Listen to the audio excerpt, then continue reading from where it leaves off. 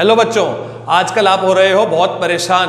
कभी टीचर कहते हैं प्रैक्टिकल का पढ़ो और कभी दे देते हैं प्री बोर्ड की डेट शीट। और बच्चों ये कॉमन क्वेश्चन आ रहा है कि प्री बोर्ड के पेपर्स के अंदर छुट्टी नहीं होती बच्चों, एक एक छुट्टी का गैप होता है। और पेरेंट्स ये एक्सपेक्ट करते हैं, टीचर्स ये एक्सपेक्ट करते हैं कि बच्चों के आए अच्छे मार्क्स। अब भला एक दिन में पूरी बुक्स, 2 बुक्स केमिस्ट्री की कैसे रिवाइज करें, कैसे उसमें हम नंबर मार्क्स ला सकते हैं, ये तरीका मैं आपको बताऊंगा। बने रहो मेरे साथ, वीडियो को ध्यान से देखना। कैसे कैसे आप तैयारी कर सकते हो with in 1 day, I will explain you. Okay, तो बच्चों आप देखेंगे कि अभी मैंने बोर्ड पर जो है वो फिजिकल केमिस्ट्री और इनऑर्गेनिक केमिस्ट्री को कैसे तैयार करें वो मैंने बताऊंगा आपको। ध्यान से देखना बच्चों सबसे पहले आपने क्या करना है मैं आपको बताता हूं। जो बच्चों फिजिकल केमिस्ट्री होती है, वो फिजिकल केमिस्ट्री जो होती है ना, उसमें इतना टाइम नहीं लगाते हैं, उसमें से ज्यादातर न्यूमेरिकल्स आते हैं बच्चों। और आप मेरी बात को समझो, अगर आप सिर्फ और सिर्फ फॉर्मूला भी लिख देते हैं तो आपको नंबर मिलते हैं बच्चों। और फॉर्मूला लिखने के बाद ऑटोमेटिकली आप डाटा कलेक्ट करते हैं और डाटा लिखने के बाद डाटा को पुट कर देते हैं तो उसके मार्क्स भी होते हैं। लेकिन आप घबरा जाते हैं, आप तैयारी ही नहीं करते, ये सोचकर के एक दिन में क्या होगा। गलत सोच है बच्चों, एक दिन में काफी कुछ हो सकता है अगर हम थोड़ा सा सिस्टमैटिकली चलें। बच्चों मैं आपको बताता हूं, आज ही इस वीडियो को देखने के बाद आप क्या काम करेंगे बच्चों।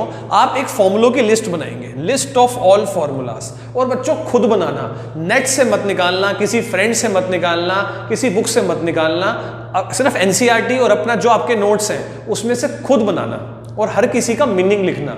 Like density of unit cell is the first formula.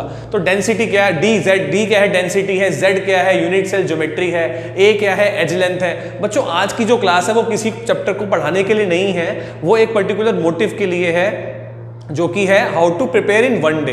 Okay, तो मैं आपको कुछ पढ़ा नहीं रहा आज मैं आपको एक सिस्टम बता रहा हूं कि how you can prepare in 1 day.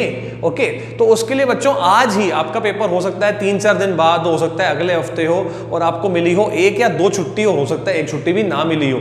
तो बच्चों आप सिर्फ और सिर्फ एक काम करो, फॉर्मूलों की लिस्ट बना लो। जितने भी फॉर्मूले हैं उसकी लिस्ट बना लो। न्यूमेरिकल के सिर्फ 4 चैप्टर हैं बच्चों, न्यूमेरिकल के सिर्फ 4 चैप्टर हैं, सॉलिड स्टेट, सॉल्यूशन, इलेक्ट्रोकेमिस्ट्री और काइनेटिक्स।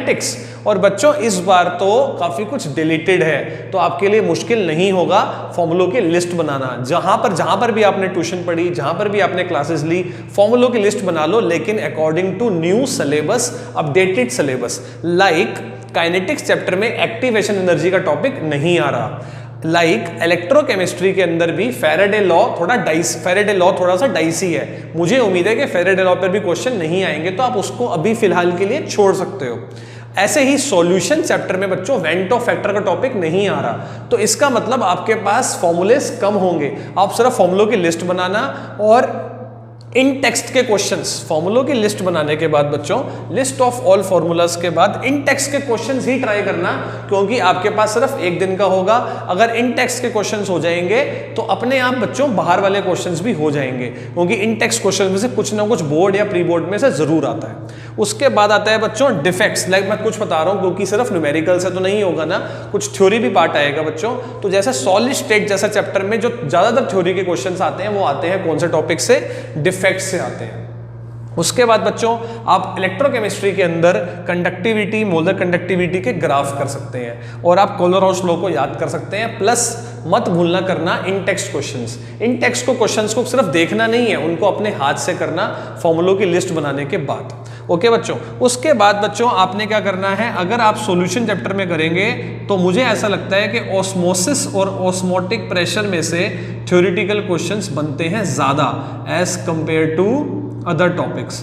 और इसके अलावा बच्चों सॉल्यूशन चैप्टर में ideal, non ideal solution topic करना भी मत भूलना। तो बच्चों ये हमारा हो जाएगा फिजिकल केमिस्ट्री के लिए। कैसे करना बच्चों, फॉर्मूलों की लिस्ट बनाना, सिर्फ और सिर्फ इन टेक्स्ट क्वेश्चंस करना, और जो इंपॉर्टेंट थ्योरेटिकल टॉपिक्स हैं उन्हीं को पढ़ना। लाइक सॉलिड स्टेट में डिफेक्ट्स, इलेक्ट्रोकेमिस्ट्री में कंडक्टिविटी, मोलर कंडक्टिविटी, और सॉल्यूशन चैप्टर के अंदर ऑस्मोसिस, ऑस्मोटिक प्रेशर और आइडियल सॉल्यूशन। अब बच्चों बात करते हैं हम बुक 1 के अगले पार्ट की, जो कि होगा बच्चों इनऑर्गेनिक केमिस्ट्री, जिसके अंदर आ जाएगा जिसके अंदर आ जाएगा बच्चों पी और डी ब्लॉक और कोऑर्डिनेशन कंपाउंड। बच्चों एक चैप्टर और है सरफेस केमिस्ट्री, जो कि बहुत ज़्यादा थ्योरी वाला चैप्टर है। अगर आपने पहले सरफेस केमिस्ट्री कर रखा है तो उसको करना, अदरवाइज सरफेस केमिस्ट्री में आप एक ब्रीफिंग कर सकते हो। सरफेस केमिस्ट्री में से ज़्यादातर क्वेश्चन कोलोइडल टॉपिक में से आते हैं, जो आप लोगों ने 9th में भी पढ़ा हुआ है। तो कोलोइडल टॉपिक को रिवाइज करने के लिए आप सिर्फ जो है एक गो थ्रू कर सकते हो नोट्स को, ठीक है। तो कोलोइडल उसको कैसे करेंगे सरफेस को, वो भी मैं आपको बताऊंगा।